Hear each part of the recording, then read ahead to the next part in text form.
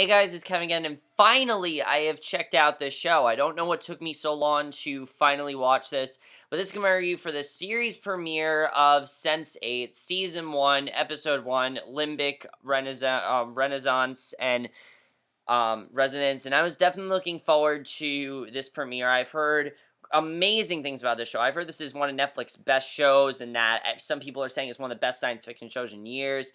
I was very hesitant about it, though, because it is the Wachowskis, and they haven't done anything that good, honestly, since The Matrix, and they've kind of been on this streak of just, like, not very good, you know? Jupiter Ascending was pretty much terrible. It really was. I mean, there were some good things about it, but it was pretty terrible in terms of what should be good about it. And after watching Sense8, though, what did I think of this show? This is the best thing the Wachowskis have done since The Matrix. I love this show.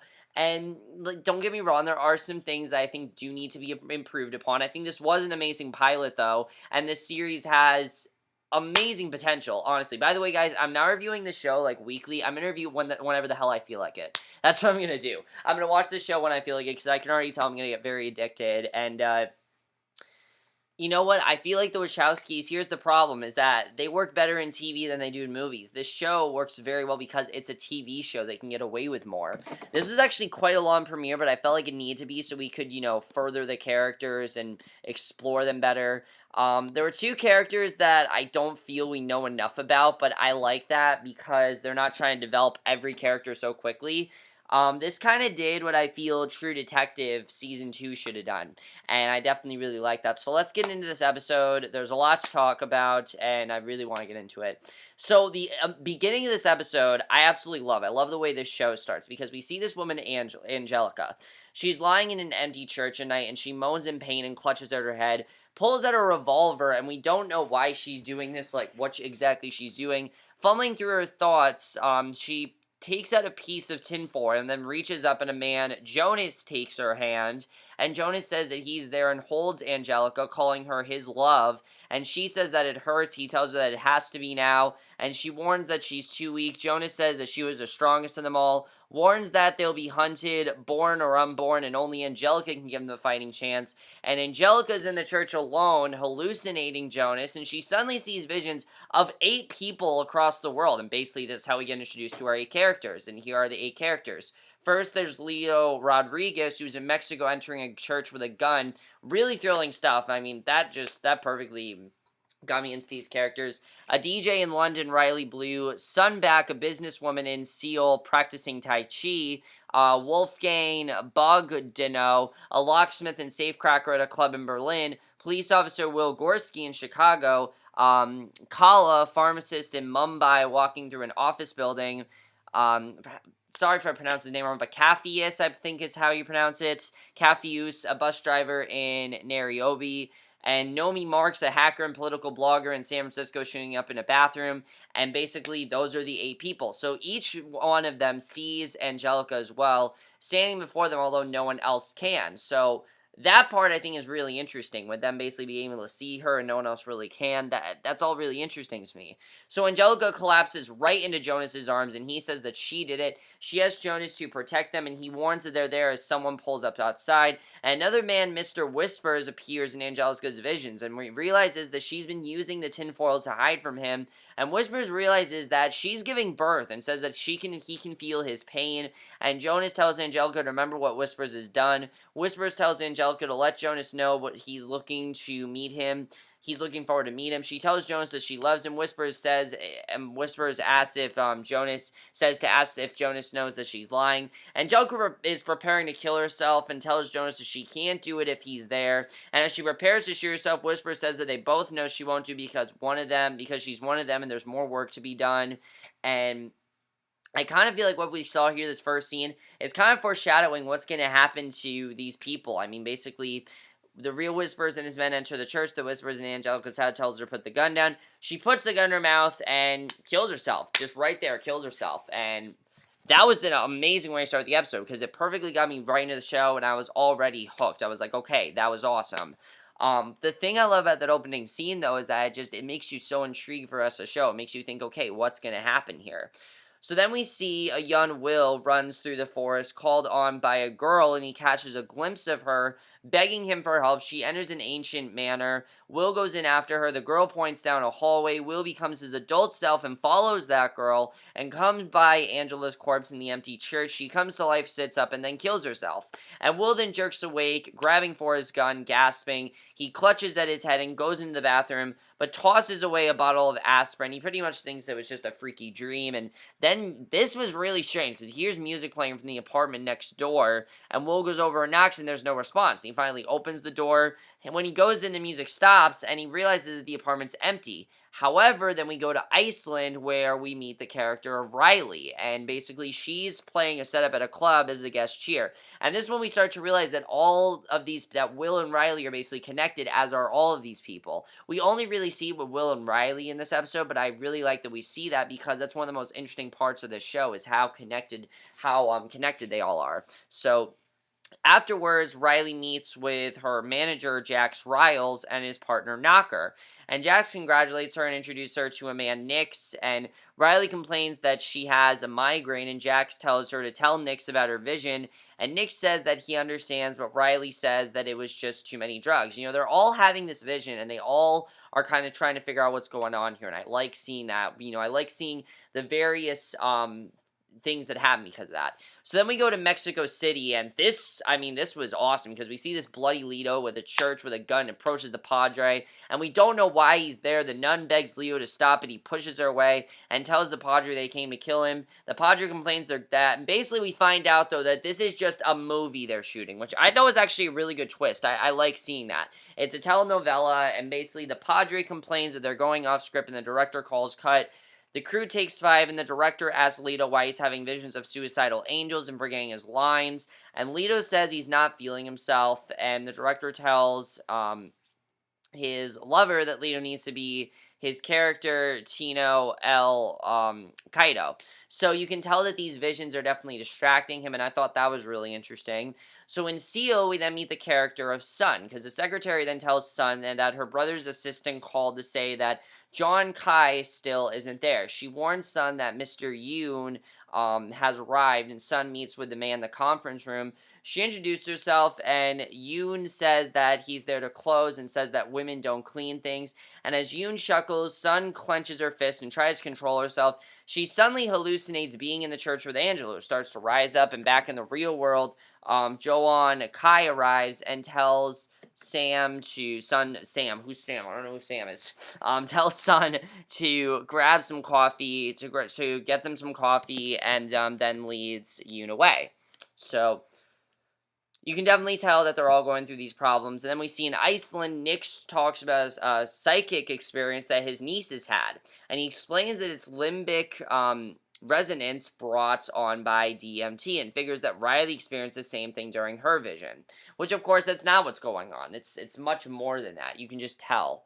You can tell there's more going on besides that, which I think is really interesting.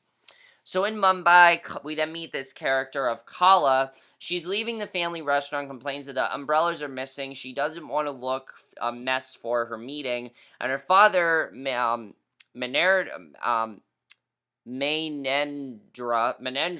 points out that it's a sunny day, and surprised, Colin says that she heard thunder, and her father says that she might want to take some time off with her wedding coming, but Colin says that her job is important, and basically that also gets us into her character right away. So in Germany, we then meet Wolfgang, who he attends a cousin's funeral and takes aspirin for his migraine. Afterward, Wolfgang's friend Felix asks if he's okay. Wolfgang says that he also had a migraine. You know, they all are getting these migraines, and their cousin Steiner comes up behind them and boasts that he's going to make a big score. So that I thought was really interesting. And then finally there's 2 more characters we meet. We then meet the character of Capheus, Capheus, however you pronounce it, Capheus. He's tending to his mother Shiro, who is dying of AIDS, and he tells his mother that he has a feeling that he's going to have a really good day. And Capheus goes to his boss, Van Damme, and prepares for the day's business. And then finally we meet in San Francisco the character of Noma.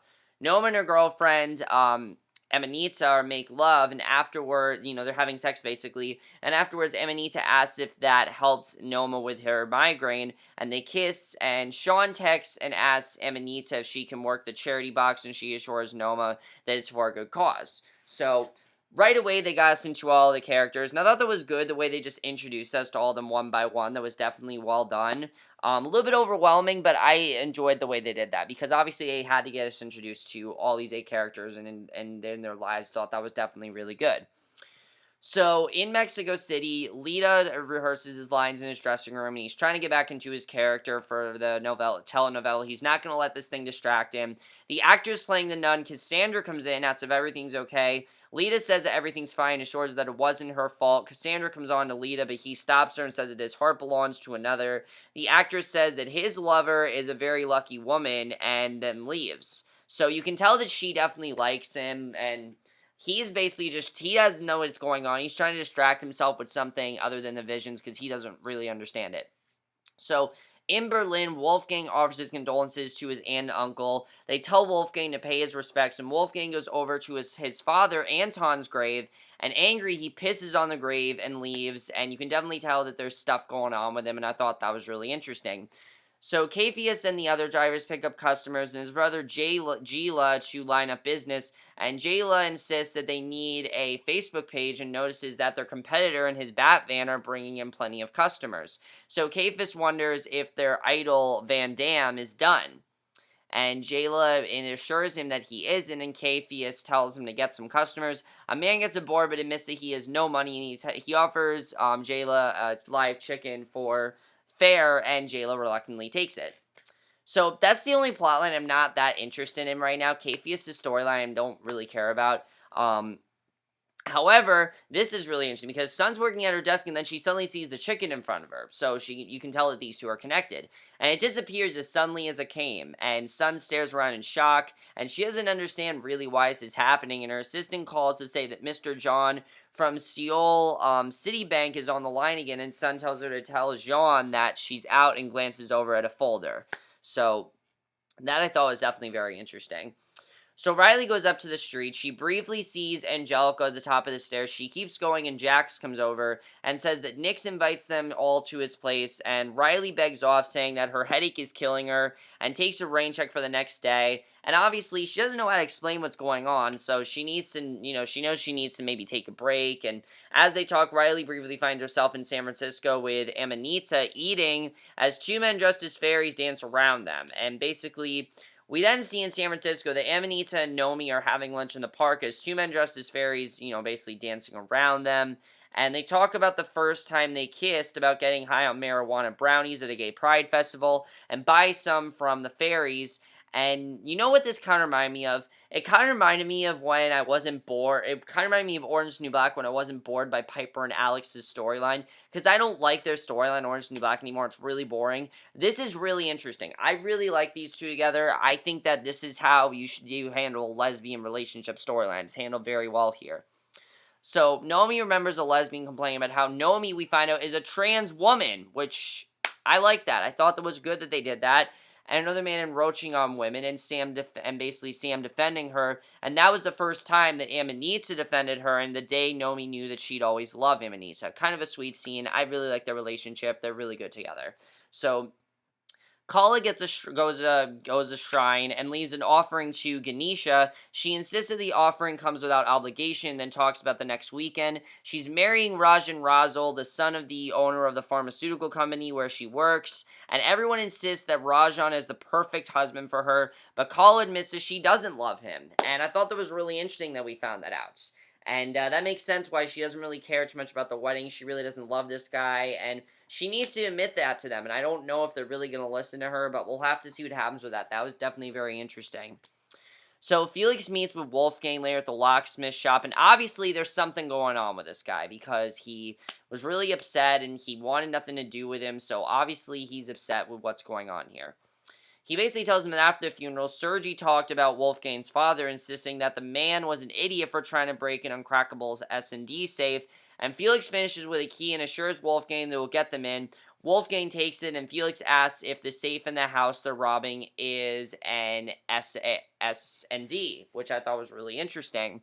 So, a costume Amanita is collecting donations at the theater for Pride as Nomi watches, and later Nomi and Amanita sit in the theater and watch the performance about AIDS in the 80s. And as she watches, Nomi sees Angelica on the stage, caught in a spotlight. Angelica looks directly at her as everyone's applauding and the vision fades, and Nomi realizes that she's the only one who saw her, and the way they did that I thought was really well done, because, she looks right at her, she's applauding, and Nomi's realizing, holy shit, I'm hallucinating, they don't really know, she doesn't really know what's going on here. So in Chicago, Will tells his partner Diego that the dream seemed like it was real, and Diego thinks he's just going crazy. They basically have on every patrol, and Will says that he can feel the hate, and Diego sympathizes, saying that Will has every reason after gangbangers killed Will's father, and I thought that was really interesting that we found that out. So the two officers get a report of gunfire and head out, and that twist about that, I thought that was definitely really good. A good way to get us into his character more. So that night, Felix and Wolfgang break into an art gallery, easily bypass the alarms. They find the S&D safe, and Wolfgang insists on cracking it personally. So Will and Diego turn on their sirens, drive through traffic. Felix offers Wolfgang a drill, but he refuses and works the tumblers. And Riley looks up from her book when she hears a clicking sound, and she looks out the window but sees nothing and then hears a siren. And you can tell that these are various noises that are just going on in the lives of these characters, and I thought that was definitely very well done. So Will and Diego arrive and request backup, then they go into an old tenement building. They check the place, find a wounded young gangbanger, Deshawn, and he draws a gun on Will, but then lowers it and asks for help, and and you can tell that Will, deeply cares about this, because obviously his father died from that, which I just thought was really interesting, that we found that out. So, yeah, I thought that whole storyline was definitely very well done. They basically want to help out this boy and everything. And I thought that was definitely very interesting stuff. So, as Will checks the wound, Diego warns that an ambulance will never make it in time. And Will tells Deshawn to apply pressure to the wound. And Will picks him up and carries it out despite Diego's advice. So 15 minutes later, Wolfgang is still working on the safe, and he finally says that he needs a break, and Felix warns that Steiner will soon arrive, and unimpressed, Wolfgang turns on the TV and listens to a talent show. So as Diego drives to the hospital, Will sits in the back with Deshawn and holds the boy. He tells Deshawn that it isn't the first time he was in the back of a police car because his father was a cop, and Deshawn says his father was shot before he was born. So you can tell that basically Will is following his father's footsteps, and he definitely very much cares about his father. So Wolfgang listens to the singer Natalie and tells Felix that she's good, and this I thought was really good because we need to know what was going on with Wolfgang. He obviously had a lot going on in his life, and as they watch, Wolfgang remembers himself as a child, staying in front of an audience, nerving himself to sing, and he watches as his father, Anton, watches from the back and smiles, breaks down into laughter as Wolfgang freezes, and we can see right here that basically his father ruined his life, and that's why Wolfgang doesn't really care that he died, and is pretty pissed that he did, because, they never really had a good relationship, and I thought that was really well done that we saw that. I was really interested in seeing what Wolfgang was going through, and that reveal I thought was really good. So on the show, Natalie gets voted off, and Wolfgang goes back to work, and he's really not concerned about that. He's concerned about, what he's going through. So Will and Diego take Deshawn into the ER. The nurse says that policy requires them to take gunshot victims to Mount Sinai, and they were losing too many resources to gunshots, so they couldn't take care of the other patients, and Will begs her to take Deshawn anyway. And Felix then tells Wolfgang that they're out of time, but the safecracker continues working. Steiner pulls up outside, and Felix, spotting him, insists that they have to go. Wolfgang turns the dial one last time, cracks the uncrackable safe. The two thieves grab the diamonds, close the safe, and then leave the way they came, just as Steiner's men come in to rob the place. So, basically, they got the hell out of there. So after accepting Deshawn, the nurse tells Will and Diego that the boy will make it, and she asks Will how he'll feel if Deshawn kills someone like a cop, and obviously that would deeply offend Will if that happened, so... And I mean, Deshawn seems like he is against them, so that definitely is very interesting.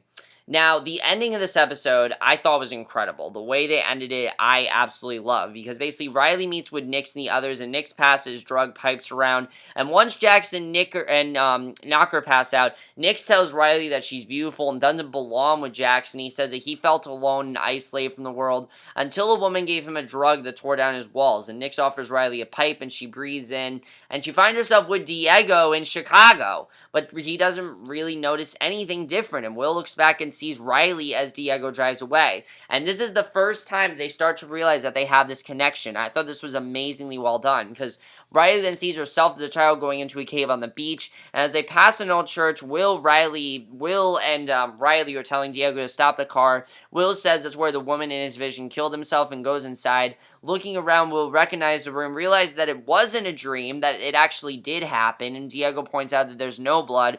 But Will finds Angela's drug stash, and his partner still isn't convinced. He goes back to the car. Will checks the mattress that Angela was lying on and looks up to see Riley there. And she admits that she has no idea where she is, and that she lives in London, and she doesn't know why she's there. And Will explains that she's in Chicago, and then their perspectives switch, and Will finds himself in London as Jacks and Knocker shoot Nyx's bodyguard, and Riley then switches back to London, and Jax explains that they know Nyx had a shipment coming in. She begs them not to tear Nyx, and Jax warns that the man will kill her without blinking, and when Riley tries to leave, Jax stops her and says that it's the break they've been waiting for. They take the money and drugs from Nyx's safe, and Jax reminds Riley that she wanted to go to America for a new life, and now she has it. And Nyx's bodyguard manages to shoot Jax in the leg despite his injuries, and Nyx stabs Knocker in the neck as he shoots the bodyguard. Nyx then grabs a gun, kills Jax, who manages to shoot it back as he dies, and kills Nyx, and that's how the episode ends. So, really thrilling ending, and I have to say I really love that. But Riley basically is screwed now, because now she's stuck with Jax, who Nyx said wasn't good for her, and I feel really bad for Riley. But this episode was really incredible, I have to say. And there are a lot of things I really do want to talk about the show that I really do love. First of all, the idea that they're all connected. I don't really understand how they got connected, what made them connected. Obviously we'll have to see what happened with that, but that's something that they really have time to develop. I mean, this episode, really the whole point was to develop the characters. You know what? They did a pretty good job with that, definitely, and I thought that was really good. Now let's talk about the casting on the show. You know, the people in general. The 8 cast members we're following. Amy Amin as Capheus, I think he's really good. We're definitely going to get more into his character, and I'm interested in seeing what they're going to do with him. Bae Dona as Sun, I really like her as well. I think she's doing a very good job. Jamie Clayton as Nomi, I think is one of the best on the show, definitely. I think she's a very interesting character. I like what they're doing with her, and I definitely feel like she's going to become one of the better lesbian characters. Tina Desai as Kala, I like her as well, but they haven't done too much with her, but I like where they're going with her character. Tubbins Middleton as Riley seems to kind of had like the worst road of all of them. I mean, she's ran away to London where she's not really happy. I feel really bad for her. Max Ryman as Wolfgang, I think, is really good. And also, Miguel Silverstreet as Leto is really good. And then Brian J. Smith as Will is really good. Everyone's great in this show. I can't wait to see when all 8 of these people meet, though, because you know they're going to meet eventually, and we'll have to see what happens with that whole storyline. I also really like Naveen Andrews as Jonas. I think he definitely is very good. And then Freema Agumon as Amanita, Nomi's girlfriend. I think she's also, very good. So we'll have to see what happens with that. I thought that whole storyline was definitely very well done, and just the storylines they presented in this episode I thought were really good, I have to say. A lot to talk about, definitely. Let's first talk about what's going on with Wolfgang. Obviously, he needs to get over what happened to his father, and he needs to admit what happened, so we'll have to see what happened with that. Sun, just weird things are going on with Sun. She definitely is not very well respected by her clients and things like that. You can definitely see how this stuff is starting to mess with their lives, though. Like, people aren't believing them. People are going to start thinking they're crazy. And I really like seeing that. I think that definitely is going to be very interesting to see how this kind of, changes their life in this huge way. And I mean, that's definitely going to be very interesting. The creators of this show, Wachowskis, I honestly feel they're doing a good job because they're telling the story in a very slow way, and they're kind of just dragging it out, and it's not dragging it out in a bad way. There's a good way to drag out a story in a bad way. They're doing it in the right way, you know, they're not telling us everything, they're keeping us hooked, and that's something I really like. They didn't really tell us anything this episode, and that's something I really like, because it just keeps me hooked to watch for the next episode. The characters are really compelling, and that's something I think is really good. The casting is really good. They're all unknowns. I don't really think they're all that well known, so I'm happy that they did that as well. I love the cinematography of the show. It's beautiful. The transitions that they do are very well done. That's something I'm definitely looking forward to. It's a very psychological show. The editing, I think, is fantastic as well. I definitely really do love the writing on the show. It's very sharp. Some of the storylines I don't find that interesting. Like, for example, Capheus, I don't find his storyline as interesting as I should, but I think it definitely is going to get more interesting.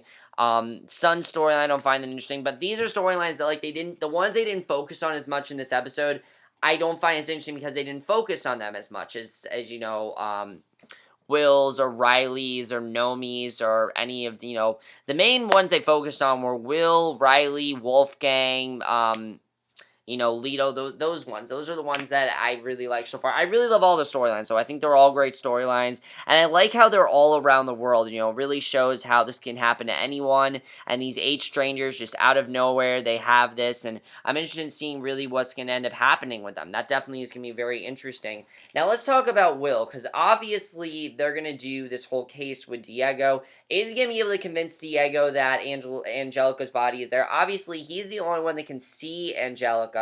So that definitely is going to be very interesting to see what happens there. If she killed herself, though, she killed herself. I don't understand how he can't see her. Unless Angelica is somewhere else and she wasn't actually where we saw her. He's just picturing her there.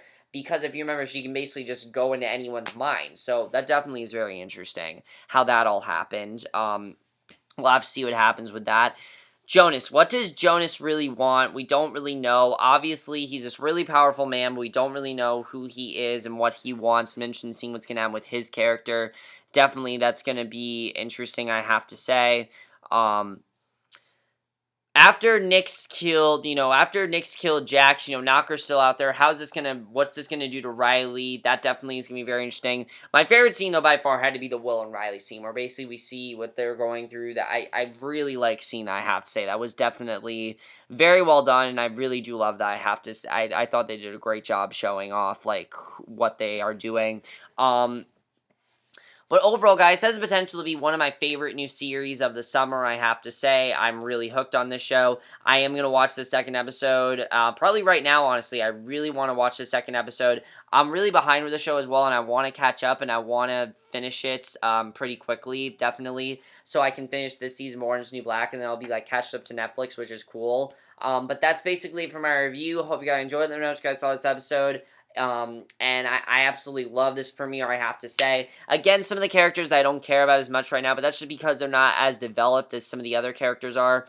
But I will see you guys in my next video, which will be my review for the second episode of Sense8, because I'm going to watch the second episode right now, and I'll see you guys for that. Okay, bye.